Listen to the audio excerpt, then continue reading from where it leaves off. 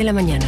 Esta mañana, la Comisión de Seguridad Pública del Senado comenzará a tramitar el proyecto fusionado denominado ahora Ley Naín Retamal y recibirá las indicaciones del gobierno buscando despachar la iniciativa a sala esta misma jornada. El Ejecutivo valoró el respaldo de todos los sectores a la propuesta en el primer trámite, no en la Cámara, y aseguró que los votos de apruebo de dignidad que no respaldaron el elemento más cuestionado, que es legítima defensa privilegiada en la Cámara, representan la preocupación del oficialismo por mejorar el texto, dando a entender que por ahí van a ir las indicaciones que presentará en el Senado.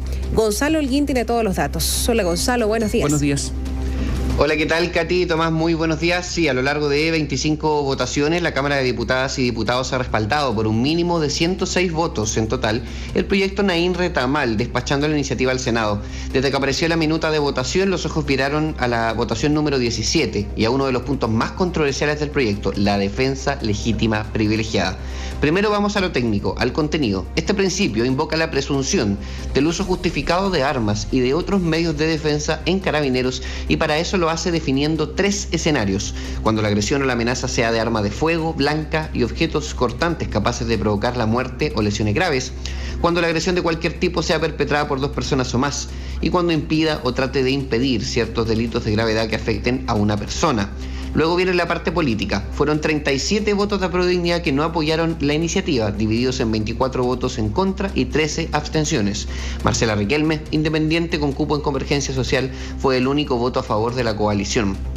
La ministra del Interior, Carolina Toá, dijo interpretar que responde a la inquietud por las dudas en la defensa legítima, señalando que las indicaciones en el Senado van a mejorar la propuesta. El apoyo de la alianza del gobierno fue muy mayoritario y los votos que hubo distintos están expresando probablemente la preocupación que hay de que hay que mejorar ese artículo. Ese mismo objetivo que se busca con esta legítima defensa privilegiada se puede obtener de mejor manera, que no abran dudas a través de la formulación que vamos a proponer y que vamos a discutir en el Senado. Las diputadas Camila Rojas y Maite Orsini fueron de algunas de las que plantearon en sus intervenciones de sala que, de aprobarse esta ley tal y como está, el carabinero que disparó a la senadora independiente Fabiola Campillay, causando que perdiera 3 de sus sentidos, no habría terminado en prisión. El diablo está en los detalles para quienes se oponían a parte del articulado. Por ejemplo, el socialista Leonardo Soto se abstuvo cuestionando que en una de las causales de la defensa legítima, que es la segunda, eventualmente se podría dar el escenario en que un carabinero podría disparar a 2 personas que se le acercan, incluso si estas personas están sin armas. La diputada de Comunes, Claudia Mix, en tanto, rechazó que estuviesen en contra de la protección de las policías y alertó del posible perjuicio a los derechos fundamentales de esta iniciativa.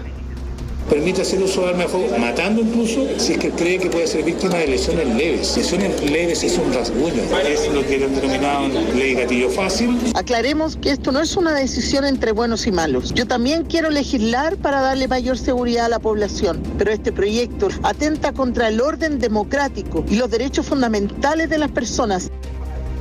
La oposición pareció disputarse las reuniones y apariciones en prensa con las viudas de los cabos Eugenio Naín y Carlos Retamal, quienes fueron aplaudiendo desde las gradas conforme veían que los pupitres de Chile Vamos también aplaudían. El jefe de bancada de la UDI, Guillermo Ramírez, y uno de los autores de la ley Retamal, Andrés Longton, no centraron su foco en la aprobación del proyecto, sino que en el voto dividido del oficialismo en este articulado. ¿Por qué no salimos de la mesa de seguridad? Precisamente porque hay una parte de este Congreso que no está por aprobar este tipo de proyectos y ya quedó demostrado. Una treintena de parlamentarios oficialistas votaron en contra y intentaron lavar su imagen aprobando proyectos que rascaban donde no pica. Bueno, un alcance, ¿no? En ninguna de las 25 votaciones se llegó a que hubiese una treintena de parlamentarios que votasen en contra. Sí, tuvimos 24 en contra, 13 abstenciones en la votación más complicada, llegando a los 37 parlamentarios que decidieron no apoyar. En el Senado, el Partido Socialista y el senador Juan Luis Castro dice que el respaldo será mayor incluso que en la Cámara Baja y que es indispensable respaldar a las policías. También el senador Matías Walker advirtió que no por ampliar la presunción del actuar policial, esto no significa que las fiscalías y también posibles partes querellantes puedan legítimamente presentar pruebas contra un efectivo y su uso de un arma de fuego. Significa que los carabineros no tienen que estar pensando 2 veces que van a tener que ser citados a declarar como imputados cada vez que saquen su arma para repeler a un delincuente. Imprescindible la aprobación de esta presunción de legalidad de las actuaciones de las policías. Presunción legal, admite prueba en contrario. El presidente de Renovación Nacional, el senador Francisco Chaguán, dijo que estarán vigilantes de que el gobierno ingrese indicaciones en línea con la propuesta, y el jefe de bancada de la UDI, Gustavo Sangüesa, dijo que un cambio que fije al carabinero como testigo o como víctima en vez de imputado en este proceso sería un avance. ¿Cómo no es capaz de pasar a la acción respaldada por sus parlamentarios? Vamos a quedar muy atentos de lo que haga el gobierno respecto a sus indicaciones, pero nosotros vamos a defender el proyecto Naín Retamal. El uso de la fuerza legítima permitiría que nuestras fuerzas policiales sean procesados como testigos y no como imputados, obviamente que fortalece. Bien, hay que decir que respecto de lo que va a ocurrir en el Senado, la mesa tiene la intención de que todos los proyectos de la Cámara se tramiten en doble sesión de sala este jueves, evitando que el trabajo legislativo pase al día viernes. Nosotros creemos que esto podría pasar de todas maneras, o finalmente el Senado podría asumir que no todos los proyectos podrán ser ley y el trámite seguiría la próxima semana. La Comisión de Seguridad tendría entonces la misión de tramitar en general y en particular, votando además indicaciones que estarían recién ingresadas del gobierno para llevar en el turno de tarde la propuesta a lo que podría ser eventualmente su último paso legislativo. Tomás Cari. Gonzalo, mira, ayer fue notable que la ministra del Interior, Carolina Toá, le hablara más a los propios que a los contrarios para convencer. Porque justamente necesitaba los votos del oficialismo. Y pese a eso, hubo diputados del Partido Comunista, del Frente Amplio, Independiente de Izquierda, que no le hicieron caso, que rechazaron. Otro grupo se abstuvo, algunos se parearon, está bien, como Carlos Cariola y Carolina Tello, que son del Partido Comunista. Pero les habló a los propios y se dijo, bueno, en el Senado vamos a realizar indicaciones. ¿Pero qué indicaciones? ¿Cuál es la promesa? ¿Qué es lo que van a modificar? ¿Se sabe exactamente? ¿Hay un texto sobre eso? Esa es una pregunta. Sí, la verdad es que hasta ayer en la noche estaba de alguna manera con mucho recelo el paquete de indicaciones, al menos en cuanto al texto. Se nos dijo que la principal duda que no se terminaba de resolver era desde qué momento iba a ser considerado el carabinero que utilizase su arma de fuego como imputado. Pero sí sabemos algunas cosas, Tomás, con relativa claridad. Por ejemplo, que muy probablemente las indicaciones del gobierno van a intervenir en la causal o la casuística número 2 del artículo de la defensa legítima privilegiada, que tiene que ver con las condiciones en las que una o más personas agreden o intentan agredir o dan la impresión de ir a agredir a un carabinero, y la manera en que éste puede actuar, considerando que en este artículo aparece en una capite final que la acción del efectivo policial está desligada de su resultado. O sea, esto puede querer decir, en un caso hipotético, por supuesto, que dos personas que podrían tratar de agredir, de empujar, de amedrentar a un carabinero, él podría legítimamente responder disparándoles con su arma de fuego, y no constituye de alguna manera algún tipo de agravante en esa situación la circunstancia que estas personas mueran producto de estos disparos. Es ahí donde aparece el tema de el nombre del gatillo fácil, y eso es algo que entendemos que el gobierno va a tratar de intervenir en sus indicaciones. Pero se explica algo en torno a... A ver, se supone que una de las grandes complicaciones que se da cuando se utiliza un arma en carabineros es que cada vez que un carabinero utiliza su arma, se tiene que abrir una investigación para revisar qué fue lo que pasó, por qué lo hizo, etcétera. Se abre una investigación, eventualmente un sumario. En el caso de que se abra un sumario, eso complica muchísimo la carrera de los carabineros involucrados eventualmente en esos disparos, porque se mantiene en la institución sin poder trabajar, eventualmente porque están con el sumario abierto. Si es que están por ascender de grado, por ejemplo, tampoco lo pueden hacer porque están con el sumario abierto, y varias otras perjuicios que se han esgrimido de parte de la institución que les sucede más allá del asunto cuando son dados de baja de inmediato, etcétera. Esto es por hablar de algo más bien administrativo, que entiendo que también se manifestó dentro de la discusión. ¿Irá por ese lado también lo que va a argumentar el Ejecutivo en la discusión en el Senado? Completamente. El tema de Katy es lo que le ocurre al carabinero cuando inicia la indagatoria interna, tú lo has dicho. Sí. Entonces, las dos variables son las siguientes. La principal es que se eliminen todos los cargos o todas las acciones administrativas que van en atención a perjudicar a ese carabinero mientras aún no se compruebe que obró mal. Eso quiere decir que cuando inicia una investigación ya eventualmente no se le removería el arma, no se le suspendería, ni tampoco habría algún tipo de castigo con su salario. ¿Desde qué momento comenzarían a activarse todas esas acciones administrativas? Bueno, hay algunos que creen que debería ser desde la formalización. Al formalizar uno entiende ya que hay una impresión de que efectivamente el efectivo actuó no conforme al reglamento, conforme a derecho en el fondo. Y desde ese momento recién podría él comenzar a sufrir, entre comillas, todas las consecuencias que actualmente, como dices tú, se sufren de manera automática. Entonces, al correr el tejo de todas esas circunstancias, ahí de alguna manera se está queriendo dar un mensaje de que Carabineros puede utilizar su arma y al mismo tiempo que las personas sepan que Carabineros tendrá mayores facultades, mayor espalda para utilizarla.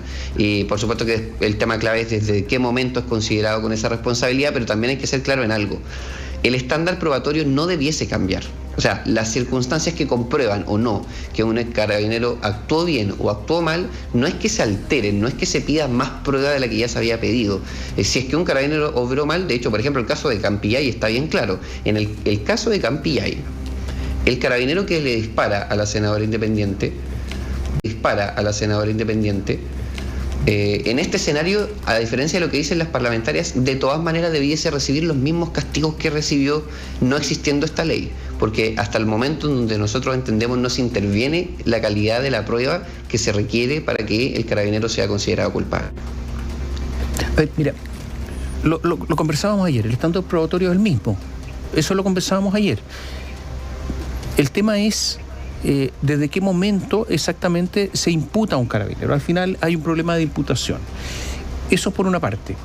Y lo segundo es que este sistema, porque al final reglas de uso de la fuerza, estamos hablando de eso, y el gobierno tenía un plan distinto para las reglas del uso de la fuerza. ¿Por qué se está discutiendo ahora? Porque la oposición lo que hizo fue incorporar una ley en la otra, ¿no es cierto? La Retamal en la NAIN. Entonces, esa es la razón. Pero la regla del uso de la fuerza es un tema que hace rato se viene discutiendo en nuestro país.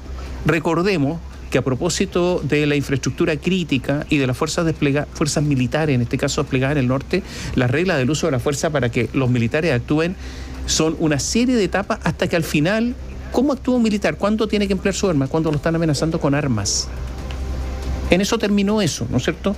Y sabemos que en ese caso son delincuentes los que podrían amenazar a militares con armas, pero los militares no pueden emplear sus armas salvo en esas circunstancias. Acá la pregunta es en qué momento puede un carabinero actuar, y se puede actuar en beneficio de terceros.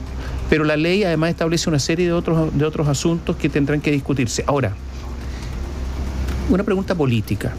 Ayer en círculos de la democracia cristiana, en medio de esta discusión, ellos dijeron, menos mal, algunos dicen, ¿no? Menos mal que no entramos al gobierno. Menos mal que vamos en listas separadas para la elección del 7 de mayo, porque aquí hay cuestiones de fondo que nos separan del gobierno. El PPD optó por ir con esa lista, separado del gobierno, pero el PPD está en el gobierno. Está en lista separada, pero está en el gobierno. Y además, pese a ir a lista separada, ha hecho alguna coordinación en materia de campaña con la otra lista. ¿En qué situación está el PPD en esta discusión? Para la democracia cristiana es claro, tenemos diferencias de fondo, y el PPD que está en esta ambigüedad, en que está con un pie en un lado y un pie en el otro. ¿Qué pasó ayer? Por lo menos en lo relativo a este proyecto, la posición de esa bancada ha sido bien clara. Respaldan este proyecto, respaldan su naturaleza, incluso yo iría tan lejos como para decir que algunos de los parlamentarios de esa bancada ni siquiera sentían que fuese un proyecto que necesitaba mejorarse mucho. Sí, en todo caso, saben que en el Senado se van a ingresar indicaciones, pero ellos son de los que más respaldaron la iniciativa. Pienso en parlamentarios como Jaime Araya o Héctor Ulloa, que respaldaron esta propuesta. Y también decir que esto evidentemente que está también en clave electoral, y la sensación que existe, y esto vamos a ser bien francos, es una sensación que existe de manera transversal, incluso hasta asesores o parlamentarios de derecha lo advierten. Esto de que el socialismo democrático, desde el PS hacia la centroizquierda, se están esforzando mucho por estos días en diferenciarse de las decisiones de Aprodignidad. Y ayer, Aprodignidad, con esos 37 parlamentarios que no apoyan el artículo de la legítima defensa privilegiada, de alguna manera le dan la razón, o incluso no podría decir en el gusto, si ellos querían que pasase eso, que se notase el contraste, porque están convencidos de que a nivel electoral la posición que ellos están tomando es la que la gente va a preferir, y eso va a resultar en que van a salir más consejeros electos. ¿Tú crees que el gobierno tiene más posibilidades en el Senado que en la Cámara de Diputados? Ayer estábamos preguntándolo y nos decían lo siguiente: si es que las indicaciones del gobierno son, primero, buenas, por supuesto. Segundo, que no sean sustantivas, profundas, que no motiven que el debate se alargue, habría algo de voluntad de llegar a tercer trámite. Hablamos con unos 6-7 senadores durante la tarde-noche y nos iban diciendo, sí, el tercer trámite es posible.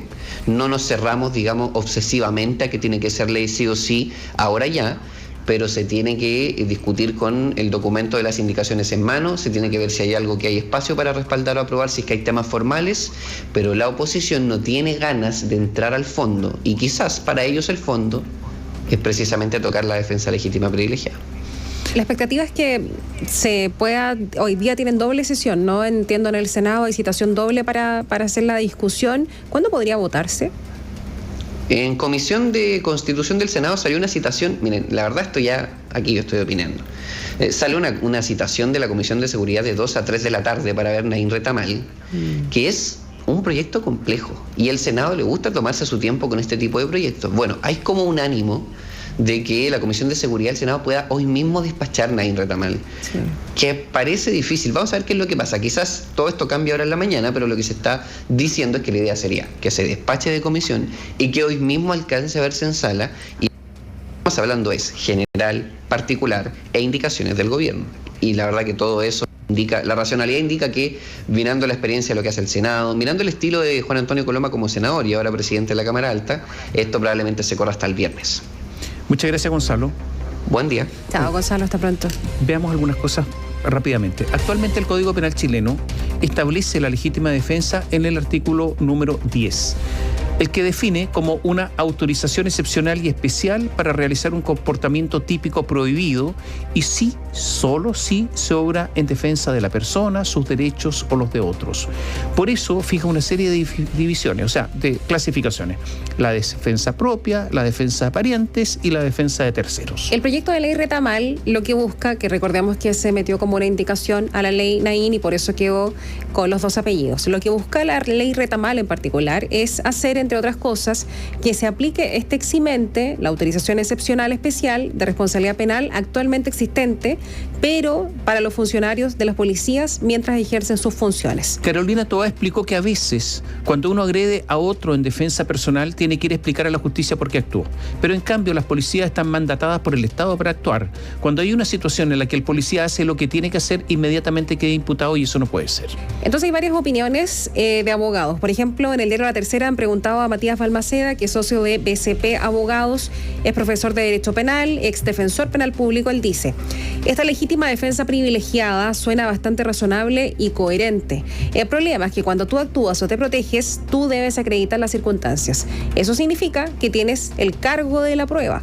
Creo que lo que hay que buscar es que un policía, al tener esta legítima defensa privilegiada, quedaría liberado de esta carga. En esa línea considera que la señal más potente es que al menos durante un tiempo se investigue, quede en prisión preventiva, porque la señal que queda es muy mala desde el punto de vista de la comunidad o la seguridad si el policía se va preso por haber disparado.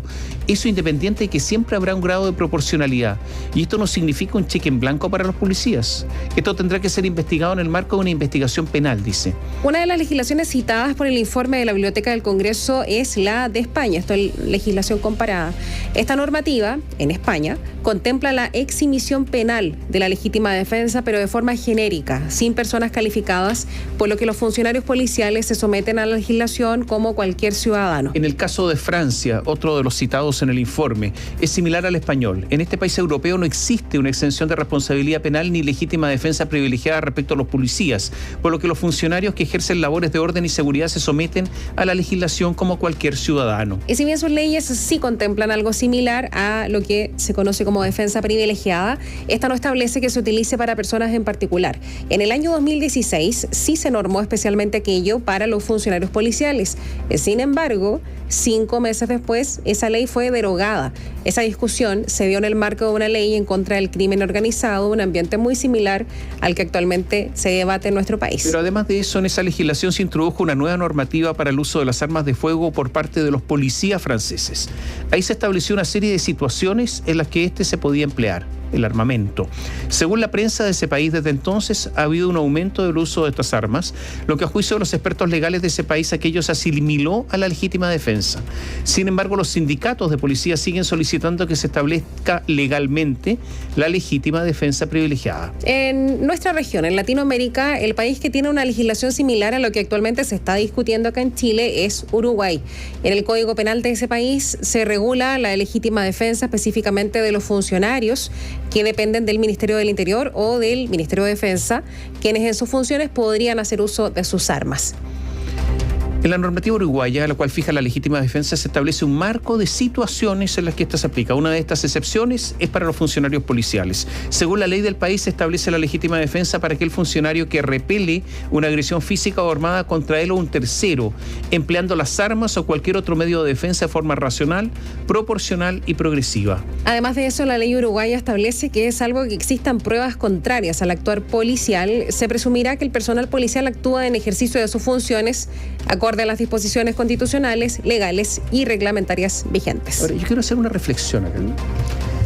En el sistema penal chileno, los querellantes tienen pocas posibilidades.